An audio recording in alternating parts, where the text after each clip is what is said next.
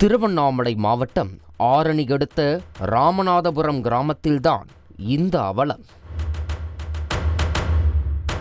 சுமார் 500க்கும் மேற்பட்ட குடும்பத்தினர் வசித்து வரும் இந்த கிராமத்தில் இறந்தவர்களின் உடலை மயானத்திற்கு கொண்டு செல்ல வழியின்றி விவசாய நிலத்தில் இறங்கிச் செல்லும் நிலைக்கு மக்கள் ஆளாகி இருப்பது துக்கத்திலும் பெருந்துயரம்.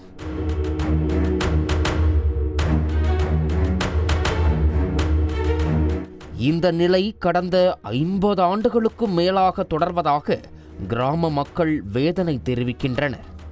இதனால் பயிர் நிலம் சேதமாவதாகவும் சில சமயம் இறுதி ஊர்வலத்தில் விவசாய நிலத்தின் சகதியில் சிக்கி தாங்கள் காயமடைவதாகவும் குமுறுகின்றனர்.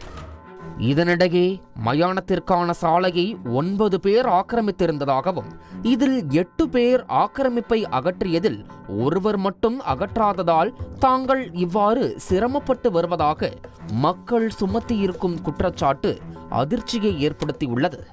எங்கள் ஊரில் வந்துட்டு 450-500 குடும்பங்கள் இருக்குது.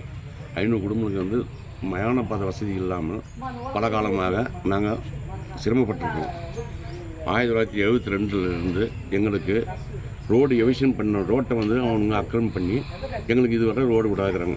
சம்மந்தப்பட்ட 9 பேரில் 8 பேர் ரோடு விட்டாங்க. இன்னும் ஒரு ஆள் மட்டும் ரோடு விடாதுக்கிறதுனால ரொம்ப சிரமத்துக்கு ஆளாகிறோம். ராமமூர்த்தி பரசுராமன் அவங்க அண்ணன் தம்பி 2 பேரும் அந்த இடத்த விடாதுக்கிறாங்க. பலமுறை மாவட்ட ஆட்சியரிடத்தில் புகார் அளித்தும் நடவடிக்கை இல்லை என்கின்றனர் ராமநாதபுரம் கிராம மக்கள். இந்நிலையில் மாவட்ட நிர்வாகம் இதற்கு உடனடியாக ஓர் தீர்வு காணும்படி மீண்டும் ஒரு முறை வலியுறுத்தி இருக்கின்றனர். நாங்கள் சாவு கொண்டு போனோம் அப்படின்னா ஆத்திரங்கத்தில் ரொம்ப சிரமப்பட்டு கைநிலும் காட்டிலையும் ரொம்ப போட்டாங்க. அதனால் பல முறை நாங்கள் மாவட்ட ஆட்சியருக்கும் வருவாய் கோட்டை இருக்கோம் எல்லாருக்கும் நாங்கள் பல முறை மனு கொடுத்தோம். இதுவரை எந்த ஒரு ஆக்ஷனும் எந்த ஒரு இதுவும் நடக்கலை. அதனால் இதை சீரமைச்சு எங்களுக்கு தருமாறி அடிப்படை வசதி தேவை. தந்தி டிவி செய்திகளுக்காக திருவண்ணாமலை மாவட்டம் ஆரணியில் இருந்து செய்தியாளர் நந்தகுமார்.